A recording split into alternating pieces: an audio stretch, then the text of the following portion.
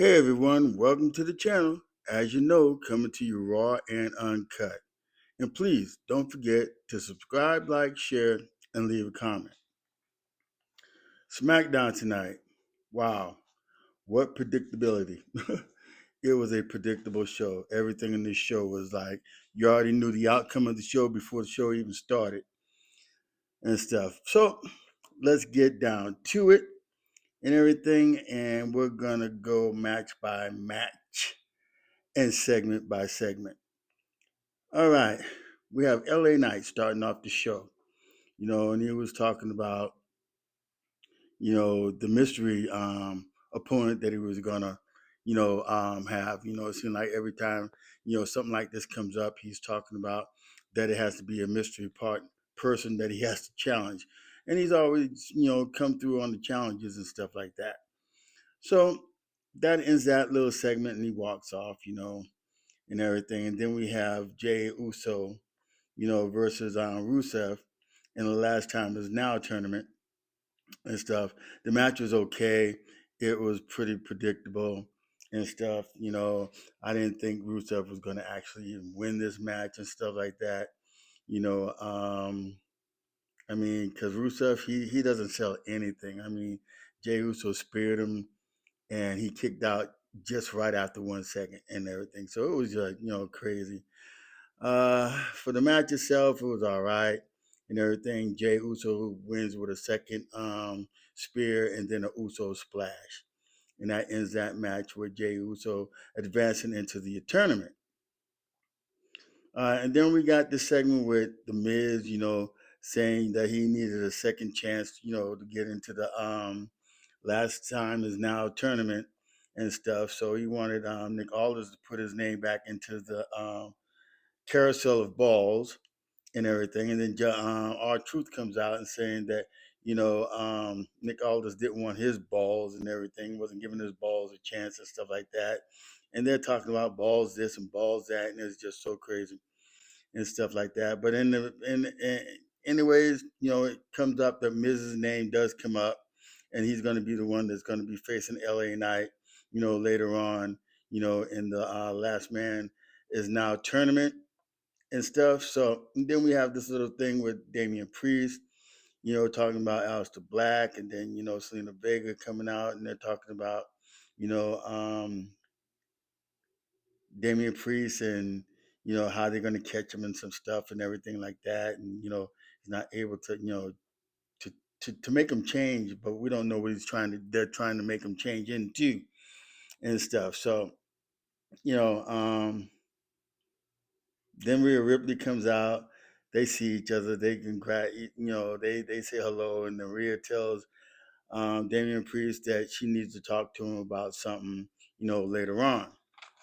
And then we move on with Chelsea Green and her celebration of her being Miss North America and everything, and by her winning the U.S. title twice and everything, and that she's the ultimate champion and stuff like that. But then out comes Jade Cargill, who's to spoil the celebration and everything. Jade put her down.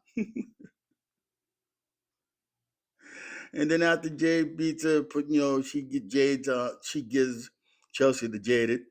And after Jade walks off, then the power goes off and everything. So, and then we still have a backstage thing with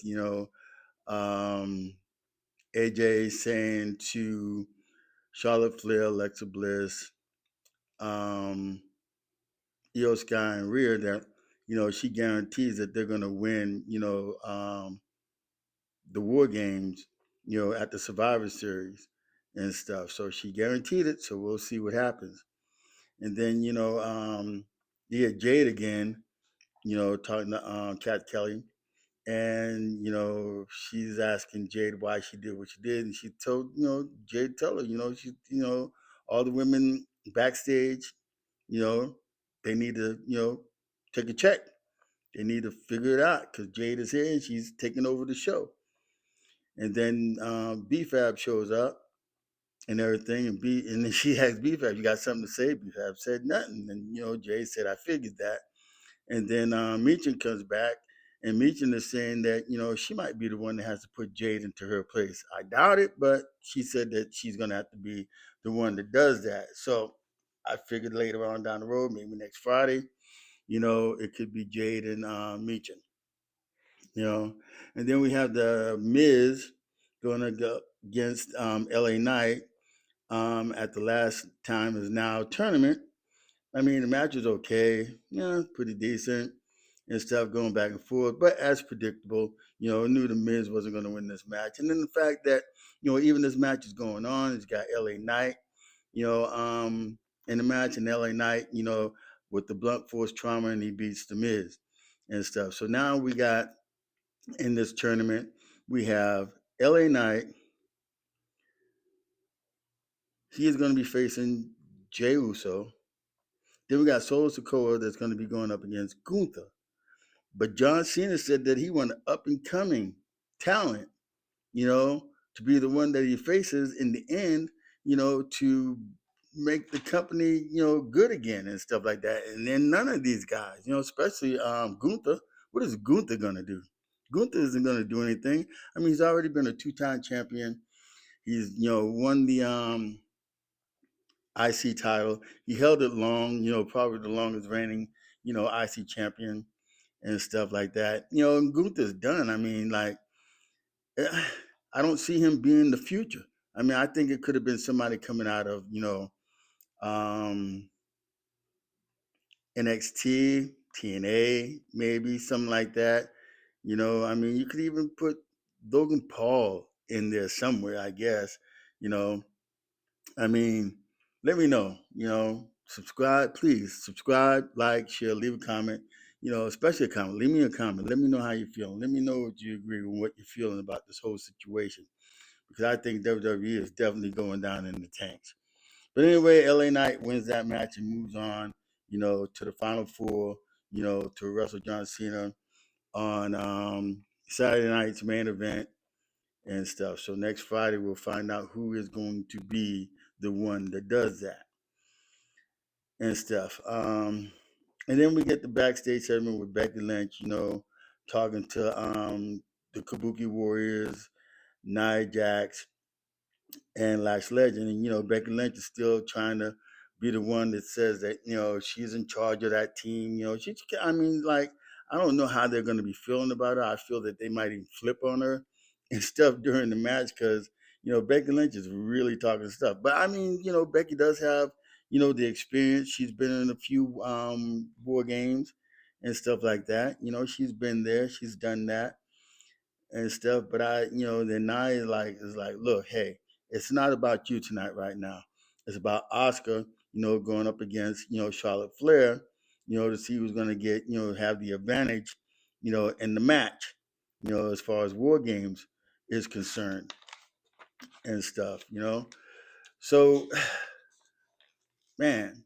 And then you get this little segment, with Ilya Dragunov, talking to Cat Kelly again and talking about, the U.S. title and how he, puts it up, as far as challenges and stuff like that. And then Tommaso Ciampa comes out, saying that he's, next week, if he gets the challenge for that title, that he was going to take the title from Ilya Dragunov. And Ilya Dragunov, said he'll think about it and everything. And then walks out and calls Tommaso Ciampa an asshole.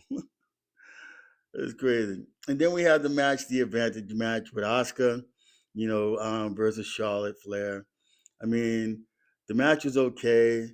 It was, I mean, it was good. It was pretty, brutal. It was what you thought it would be as far as Charlotte Flair and Auska because they've met so many times before, and I think they're about tied. As far as victories between each other, and then remember Charlotte is the one who defeated Auska when Auska came out, was undefeated when she came out of NXT and stuff. So, the match was okay. And then at a point there, Charlotte throws Auska out, and then somehow the ring announcer gets the poison mist sprayed into his face and stuff. And then Charlotte throws Auska back into the ring, hits her with natural selection and everything, and then wins the match.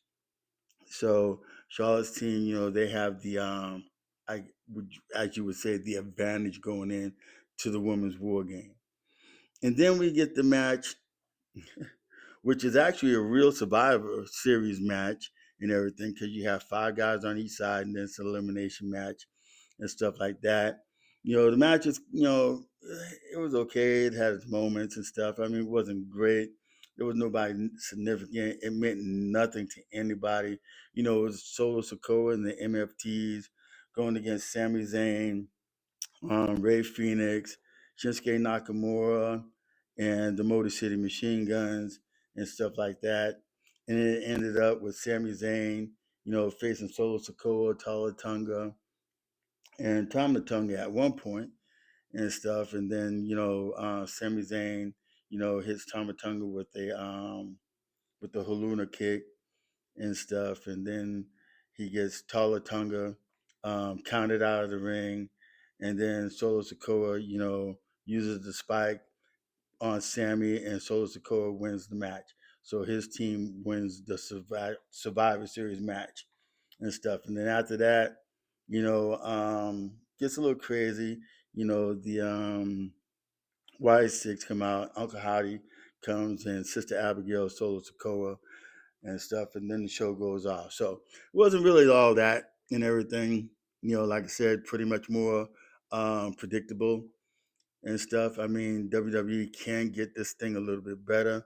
I'm a little disappointed about, what's happening with John Cena and how his retirement situation is going and everything, because they could have, Triple H could have done this a whole lot better than how it's been going now. And, I'm sure John Cena is a little bit disappointed, but he hasn't really said anything.